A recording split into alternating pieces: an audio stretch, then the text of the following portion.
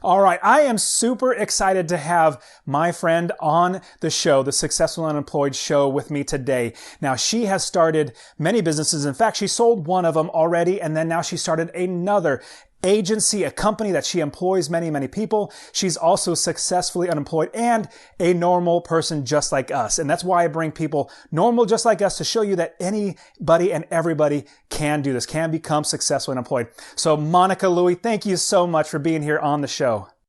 Thank you so much for having me. I am super excited to be here and share.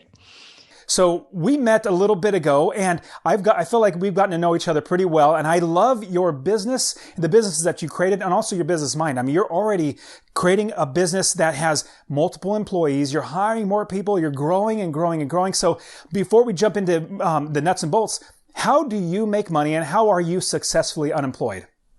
Sure. Yeah, I have a few different facets to my business. I'm a Facebook and Instagram ad strategist. And so I have my agency that I've been growing for really the last 2 years, building up my team and developing our processes there, where we manage Facebook and Instagram ads and now promoted pins on Pinterest for our online business owner clients. And I initially started this business as a Facebook ads coach. So working with people one-on-one, creating campaigns with them, teaching them the ins and outs of the ads manager. And so I still do that from time to time when it comes up. But I love working and teaching with people. I also do speaking. And then the third facet of my business is where I have my program. So my online training program, my group program called Flourish with Facebook ads. So that's where people can go through my online course part of the program, but we also work together in a group coaching setting where we meet together on Zoom 2 times a month. We dive into the back end of their campaigns. I get to give them specific feedback on their ads, on their targeting strategies, on their landing pages, all the things that go into creating high converting campaigns. And I absolutely love that. We have a very active Facebook group as well. So I really get to connect with a lot of different business owners at different levels in their business, but I love taking my expertise and experience with Facebook ads and helping them scale. Man, you do so much. I mean, also the service that you provide for the people that actually come to you and hire you, it makes their businesses better. And that's something that in business, I think we could all learn is the more people that we serve, that we take care of, that we make their lives better, easier, and all that good stuff, the better our businesses do, the more we do better in general. So I love that. And I love that you're serving people. So take us back to before you started this company and before you sold the company you actually also had before this, but when you were working a normal job and what life was like before that, and then walk us through that process of selling your company, building that up, selling the company, and then starting this one. Sure. Yeah. So, I mean, I went to college and, I was a good student growing up and my mom just always told me, go to school and you'll get a good job and make good money and life will be set. So that was the path that I was on. So I thought that I would, work for some kind of company and do that for 40 years, get really good at whatever it was that I was doing and, save up money and then retire one day, and along the way grow a family and do all those other things as well. So, but then I got into, my corporate career and I was doing well. I was kind of moving up the ranks there, but then I started to look at the people who were ahead of me and, my boss and her boss and the managers and the VPs and everybody who was in that line, where climbing that corporate ladder ahead of me that I thought it was the direction I was going to go. And I realized that they didn't really have the life that I wanted for myself. So back at this point, my husband and I were newly married and we were starting to plan to start having kids. And I just realized there's got to be something more. Isn't there a way that people I knew there were people out there, but I didn't know them personally who were creating a life on their own terms, who were setting their own schedules, who were, not having to commute, day in and day out if they didn't want to, who were setting their own schedules, who were creating, making good money, but also being more in charge of their schedules and allowing them to live a life with their family. And I had read earlier, like right out of college, I had read The Millionaire Next Door. And that book kind of opened my eyes that if you want to be a millionaire, which of course, sounded great. I was like, yes, sign me up for that. That, you could be most millionaires from that book were doctors, lawyers, or business owners. And I thought, well, not a doctor. I don't love blood and guts. Like I'm not going that route. I'm already not, not in school for that. I'm not a lawyer. I just, that does not sound interesting to me. But business owner, I wonder, I don't know what I could do, but it just kind of planted that seed as I was going into the corporate career. And so then as I started to question life when I was in my corporate job and the direction that I was going and the path that I was on, I just started brainstorming about like, wow, I have so many ideas and I feel like I'm just a worker bee here that I don't even really have the place or the platform to share my ideas and really take a stand and improve processes and systems that we're working on. And so, it would be cool to like be the boss one day and just kind of get to make those decisions and be creative and create something. So I started to have those thoughts. And that's when I started to get into podcasts, actually. I wanted to develop myself, as I didn't know that I would become a business owner at that point, but I wanted to learn more about leadership so that at least like if I was going to go that route, which was the path that I was on, that I was, getting myself set up to be put into a manager position at some point. So I started listening to the Entree Leadership podcast from Dave Ramsey's team. And that's where I was introduced to Michael Hyatt, who this was back in 2012, and he had just started his first podcast back then. So I started listening to him about leadership. And from there, then I started to learn about blogging and the power of building a blog and spreading your message and building an audience. And so I thought, well, I don't know if I'm a writer, but that kind of sounds interesting. That's something I could do on the computer from, my own home and on my own schedule. And I also read The $100 Startup by Chris Guillebeau, which also talked a lot about blogging and building a platform with your blog. And then from there, I started following blogging podcasts, and then blogging podcasts started talking about Pat Flynn and Smart Passive Income podcast. And I think Michael Hyatt had also mentioned Pat Flynn, Smart Passive Income. So then I was like, okay, this name keeps coming up. Let me check this podcast out. And that's when listening to his podcast really opened up my eyes to the possibilities online that normal people like you and me are creating businesses based on their passions, their interests. They're teaching people, they're helping people online, they're doing it in their own terms, and they're normal people just like you and me, but they're making good money. And so that really opened up my eyes to the possibilities online. So during all of this, we ended up having our first son. And at that point, that's when I really realized that I wanted to be home. I wanted to have flexibility. I also wanted to make an income from home. But again, I didn't know what that would look like. So as we started to set ourselves up financially to be able to make that shift to go from 2 incomes down to 1, we started saving up money. We paid off our car. We thought we were in a good position. And in 2013, when I was pregnant with my daughter at that point, my son was almost 2, I left my job. The numbers finally aligned with our budget. But a couple months later, the numbers started to dip. Our savings had started to dip that we were accumulating in preparation for me to leave my job and have our second child.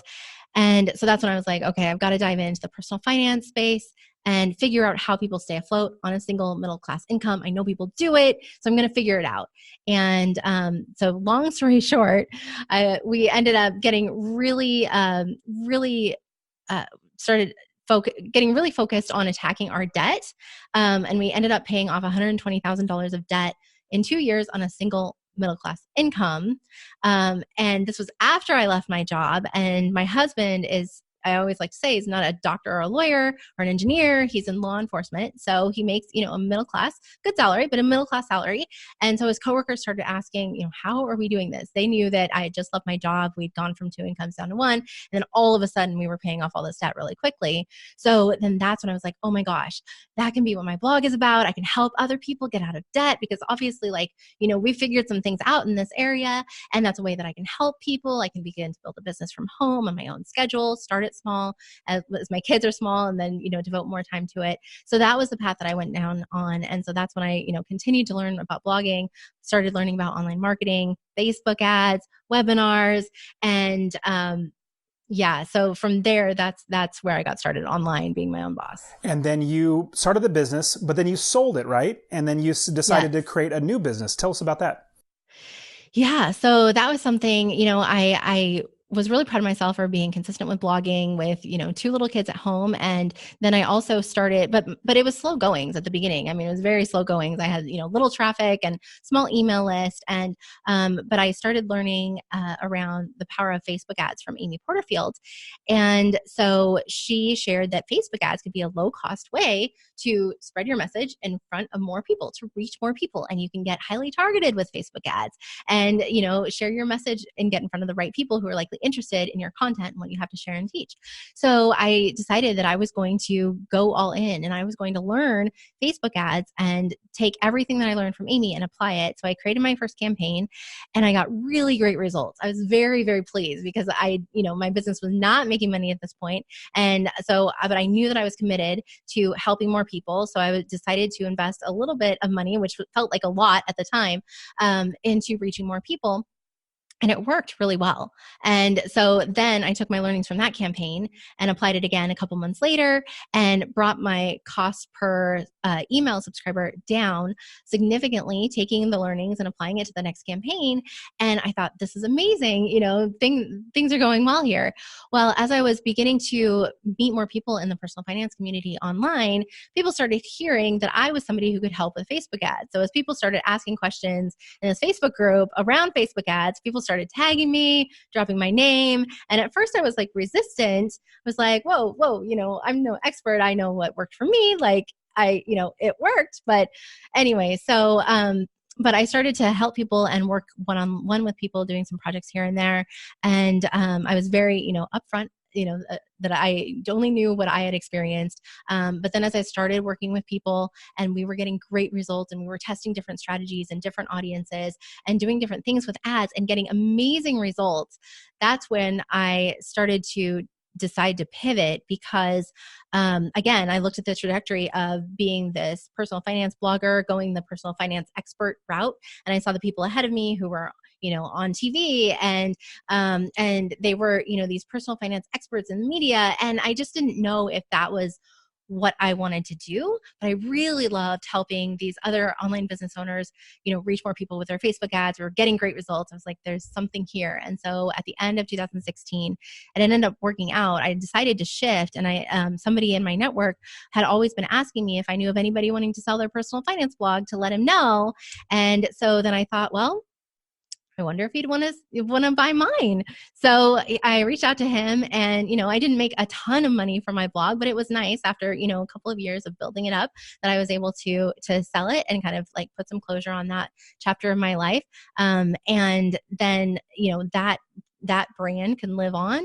And then I was able to fully focus on my Facebook ads business. So that's how I made the transition. That's great. Now, you started a business, the Facebook ads business. Now you are employing people, but it didn't start there. You didn't start big. Tell us about the process of starting an agency, starting a service company where you're going to be helping people and growing that from little. So if somebody were to ask you, Monica, I want to start an agency doing something, whatever it is, what kind of insights would you give them? Maybe a step-by-step process, or what would you help them to understand to get started?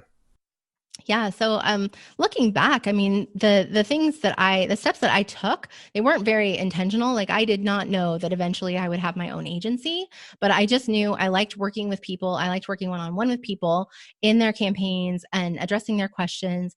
And so I started off with one-on-one coaching, and that really helped me to get the experience of working with different people, different business owners, different strategies, and develop my process in order for me to teach it, which then I was able to put into my online course. And so then the course, when I launched the course, then that had success, and people found that system that I put into the course was really easy to follow step by step and easy to understand. So I had this experience in teaching people Facebook ads. And so then at the same time that I launched my course, people started reaching out to me who wanted me to manage their ads for them. And these were 7-figure business owners that I looked at them and I was like, yes, it makes sense that at the place that you are in your business, it makes sense for you to outsource your Facebook ads. You shouldn't be the one in the ads manager, hitting the buttons and doing all the things. So that's when I decided to grow my team to be able to manage clients. And so it wasn't anything that I advertised that I was doing. It was something that they knew that I was working with people on their Facebook ads, but they didn't want to be learning it from me, they wanted me to do it. So I started with one team member who was actually a coaching client initially. And she caught on really quickly when I was teaching her in the coaching capacity. And so she and I worked closely together to start to build our processes and figure out, how do we, make sure that I'm able to have somebody else do the work, but then also we're keeping that level of quality high. And so we started small with just a couple of clients in the beginning. And then a few months later, after we really felt like, okay, we've got our processes down, we feel like we can represent our clients well, because that was part of my hesitation initially to be an ads management company, is that I didn't want to pretend to be somebody else. And so that's why I liked working with somebody and writing their copy. But we were able to develop our processes so that we could represent these brands in a very authentic way. And so that was really important to me. So once we really felt like we had refined our processes, that's when we decided to really open it up, that more clients were just coming our way, just all organically. This was not anything that I even had announced on my website that we offer ads management. And so then we knew that we had to expand the team. So we opened it up and started hiring. And we found really, at first, I was like, well, I can teach anybody Facebook ads. I've been doing this and working with different people, different skill levels, and I know how to teach Facebook ads. But really what it came down to was when it comes to hiring for my team, that we're able to get off on a faster footing if they already have experience with Facebook ads. They already understand it. They don't need to be an expert at this point, but they do need to have an understanding of Facebook ads. So that's where I started to grow my team. And again, like it's been an iteration, an evolution of refining our processes. All the time, new challenges are coming up, new situations, new instances. Facebook's always changing, so we're always having to shift and adapt. And so we're in constant communication around, we've never experienced this before. How do we want to handle that? And then we make sure that we document everything. So as you're thinking about growing your team, make sure that you have really clear documentation. I think that's something that we did really well right from the start. And again, I had that team member to kind of take the lead in developing those processes initially. So I think that was just, something that happened, but I think I'm so thankful that that was a step that we took, that we incorporated early on.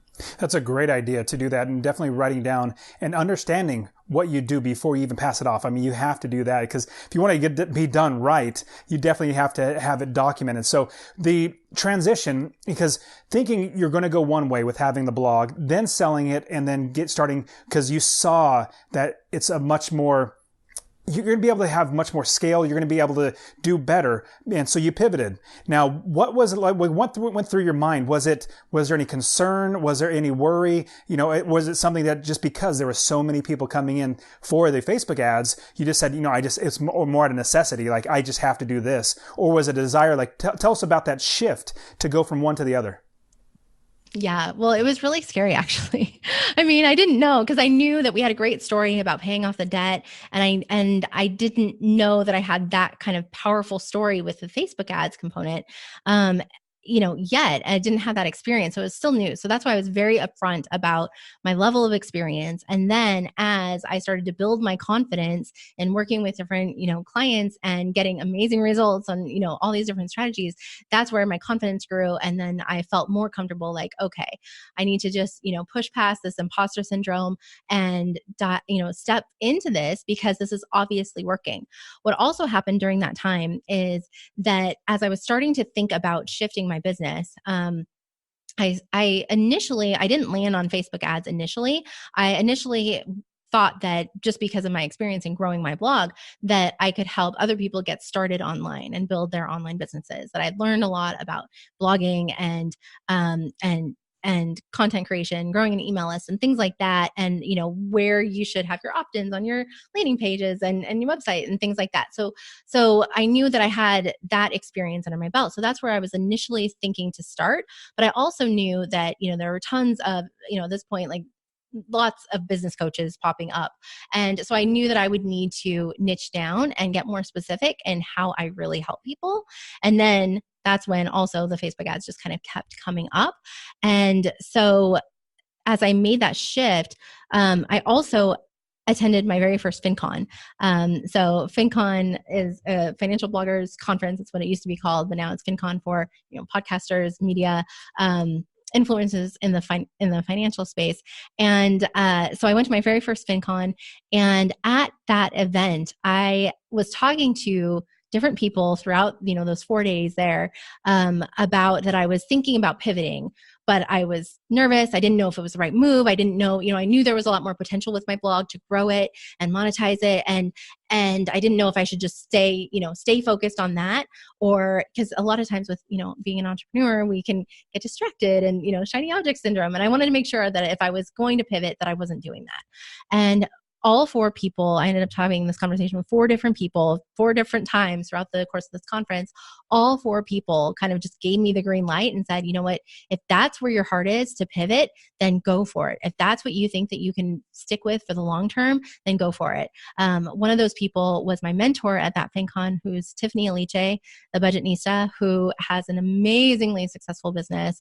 And so when Tiffany told me that, to follow my heart and pivot, then I was like, well, if she tells me to do it, then I better listen.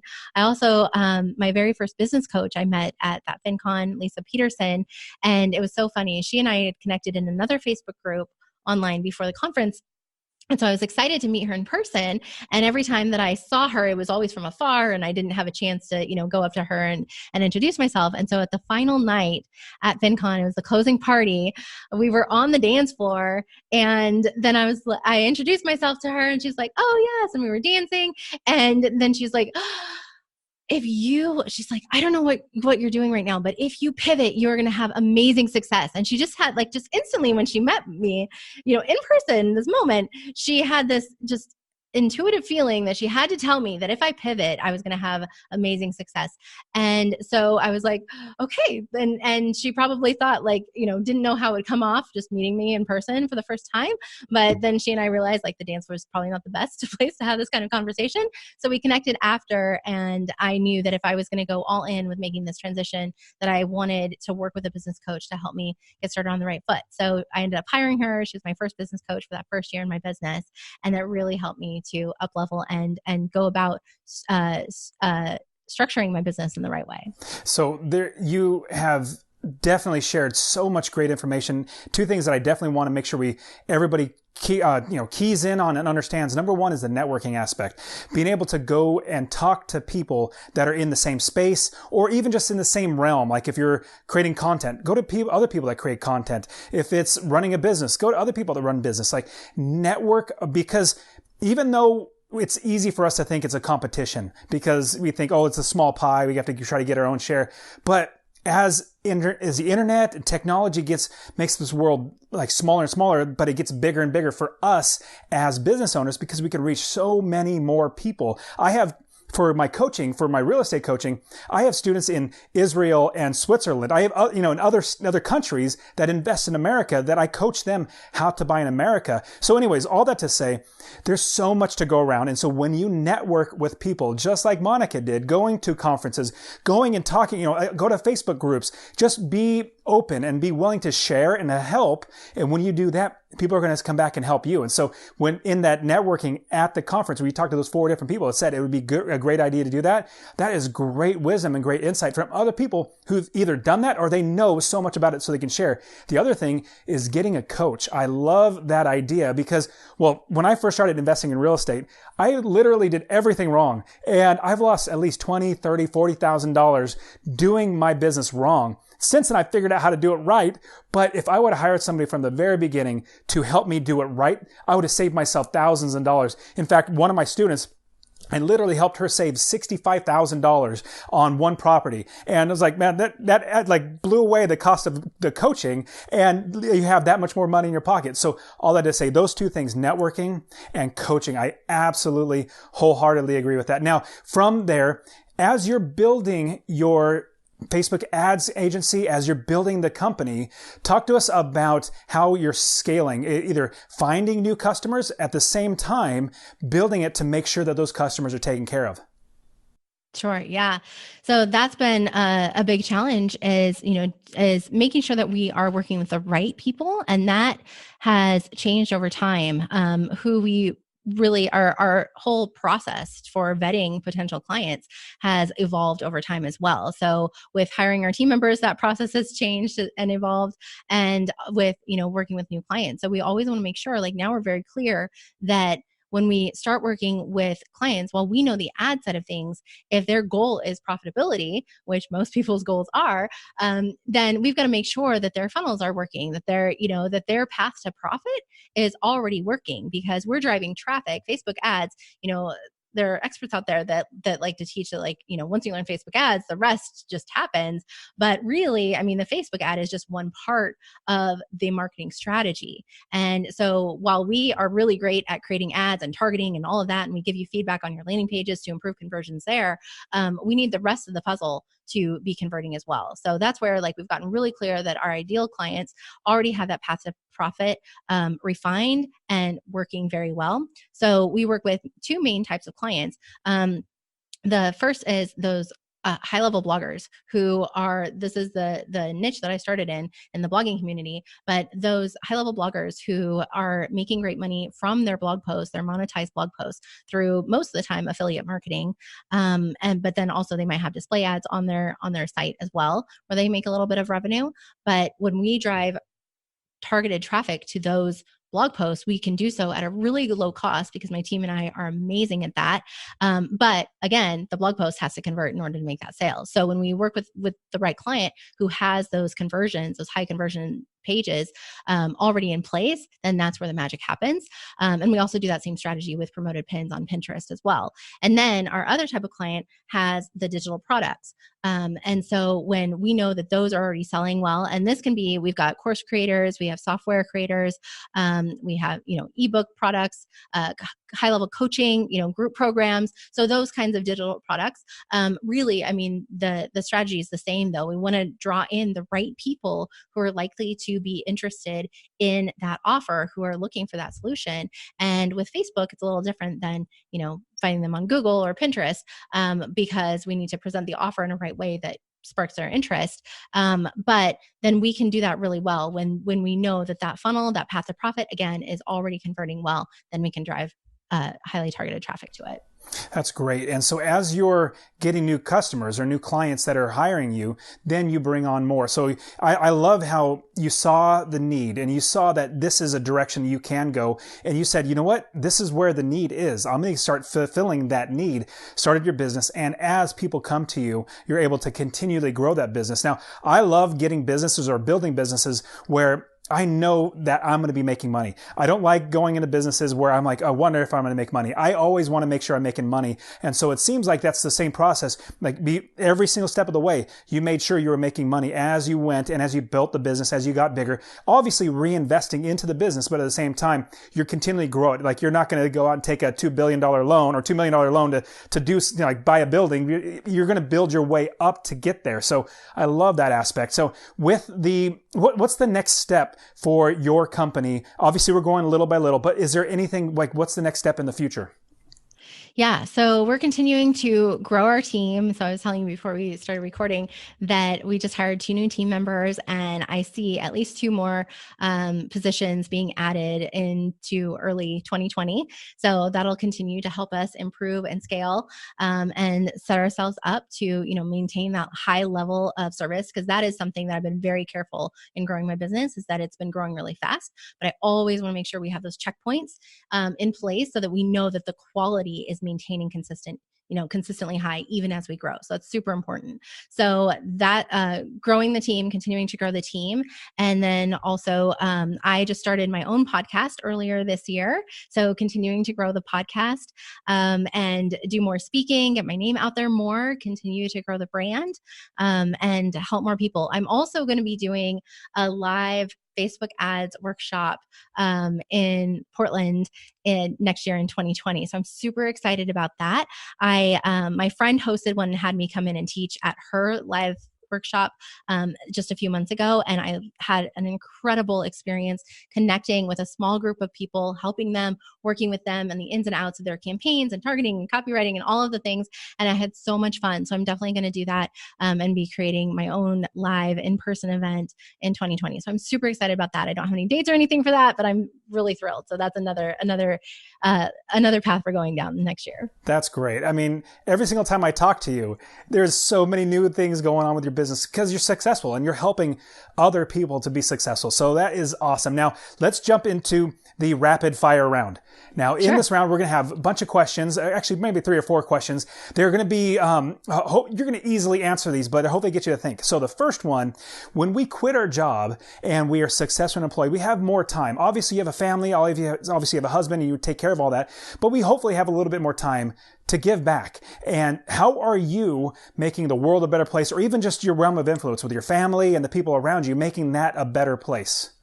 Yeah. So, I mean, we talk all the time with my team. We talk about how we help people who help people. And so when I started my first business, it was really important to me that I found a way to make money from home in a way that served and helped other people. I wanted to, with my whole purpose for my life, I feel like I'm here to make the world a better place. And so whatever I'm doing, whatever my calling is in life, then I want to make sure that I'm making a positive impact. And so that's something really important that my team and I talk about all the time, because it can be so, we can get so focused on the numbers around, like, driving down the cost per click and improving the cost per lead and reaching more people and this many, new leads and all of that, and our conversion rates and all of that. We can get really into that stuff, which I love looking at the data, but also what it comes down to is reminding ourselves and always keeping at the forefront of our minds that we're helping these business owners who are purpose-driven people who are helping their audiences, their clients, their customers. And so we really focus on the ripple effect in helping our clients have success with Facebook ads. And that means that they can grow their businesses and help more people. And I love the fact also that I'm growing my team and the fact that that's making on their lives and their families. And I just, I definitely, your whole premise of successfully unemployed, I love that, because I think like the whole 40-hour work week, I want to just get rid of that. I mean, I work full time, but I also don't do it because I have to. I do it because I want to, and I love spending time in my business.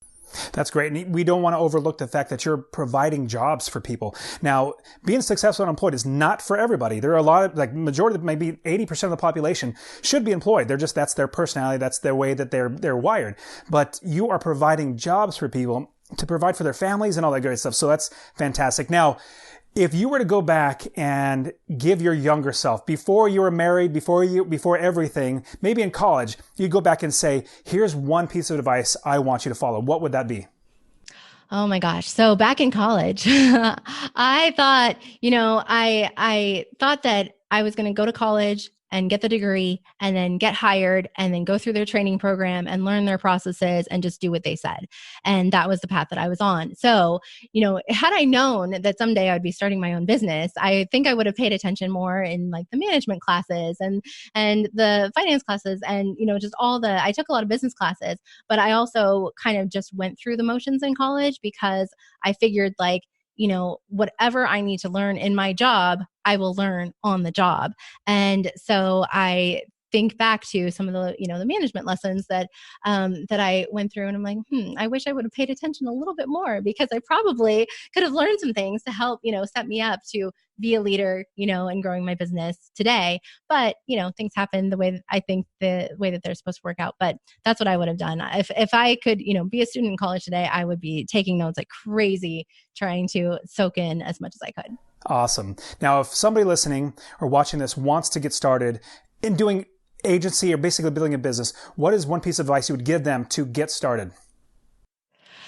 Well, so if you want to build a service-based business, then get really clear on what it is that you are great at, how you help people, who you want to work with. So that's something that I kind of accidentally did, is I started off working with clients in the personal finance space. So I became well known in the personal finance space as somebody who knows Facebook ads. And so I was able to have success in that niche starting off really well. And so pick a niche and get really good at serving that niche, and get clear on who it is you want to serve, not who you think is going to pay you the most, or, get clear on which niche you really want to serve.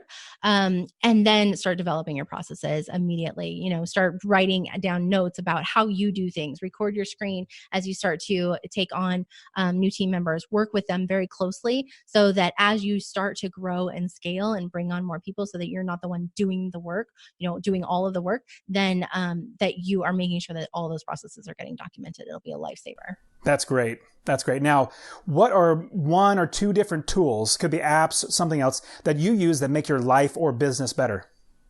Yes. Okay. So the two main things are Asana. We have everything in Asana. So every little, like even detailed task, everything goes in Asana. And we try and link to, we also use Google Docs. So Google Drive, Google Docs, Google Sheets. So if we say, review this ad copy, we put the link in the Asana task to make it super easy. I don't have to spend time digging around through folders in the Google Drive. The link is just right there. So everything goes into Asana, and then we make review tasks. That's how we keep everything organized. We try and have, different projects in Asana so that everything, like all the podcast stuff is in one channel, all the client stuff is broken down by client in another channel. So we try and keep things super organized in our Google Drive as well. And we try and make sure that those are kind of organized in the same way. Love it. Now, the last one is, what's one nonfiction book? It could be business, could be life, whatever. What nonfiction book would you suggest that everybody should read? Okay. Gosh, one. I have a few, but you go give us two. You can give us more. Okay. Yeah. Okay. So two. So one is Building a Story Brand by Donald Miller. So I read that book about a year and a half ago, and it was just amazing for what it does is he walks you through his process to understanding who your ideal audience member is, and then how to speak to them, position your offer in the right way as a solution. So we actually use his process in writing our ad copy and developing the avatar when working with our clients. And that is how we can make sure that we are speaking to the right people in the right way, using the client's verbiage. And we kind of draft that up initially, send it to the client for their review and blessing, tweaks if necessary. But we want to make sure that we are, hitting the ground in the right way, speaking the right way to their right customers. So building a story brand, but for any business, whether it's like working on your website or your newsletter, or thinking about, content ideas and how to speak to your people, that's a great resource. The second one, for planning purposes, I'm a big planner. I love planning. So I've read, lots of, how to get things done type books. But the one that we started implementing this process this year, and it's been a game changer for our business, is the 12-week year. So I love, having big goals, big dreams, and, big audacious goals for the next year. But the 12-week year helped me to take my big vision for the following year and break it down into 4 12-week year periods, so essentially quarters. And then you determine what your goals are for that quarter that is going to help you achieve your goals for the year. And then you break it down week by week. And then you commit to the specific tasks that you're going to get done every single week. And I do this with my team. So my team members and I, we come together, we look at our vision for this 12-week year period, this quarter, and then we each share what we're committing to getting done every single week that's going to help us reach our goals. And then we share every single week what we did last week and what we didn't get done that we're, going to make sure that we get done this week. But that has helped us keep super focused. And then when other ideas come up or opportunities come up and they're not necessarily in line with our core goals right now, then we just say, no problem. We'll just revisit them for the next 12-week year. We'll see if that fits in next 12-week year, or if we need to table it again. So that's how we've been able to be super focused this entire year and get so much done. That's brilliant. I love that. So, Monica, it's been fantastic. You give us so much great insight. I really, really appreciate your time. And I am so glad that you were able to share with all of our audience. So how can anybody reach you if they want to talk about Facebook ads or hire you as an ad agency, or even take your Facebook ads course? How can they reach you? Yeah, well, thank you. So my website is monicalouie.com, MonicaLouie.com. And I'd love to offer your audience my free Facebook ad starter kit, which is a great guide that breaks down the 6 steps to creating campaigns that convert. So even if you're running ads already, you can see if you're hitting all the steps that can really make a big difference in how well your campaigns perform. Free stuff is great. Do you have a URL we can have? I do, monicalouie.com/Dustin. And so with that, there's a glossary if you're brand new to Facebook ads, and I, explain what the terms mean. And there's a checklist because, as I said, I love organization. There's a checklist so that you can be super organized going into the ads manager. That's fantastic. I'll make sure you get all that. Monica, thank you so much for being here. You've given us so much great value. I really, really appreciate your time. Thank you very much. Thank you. Thanks for having me. All right, you take care.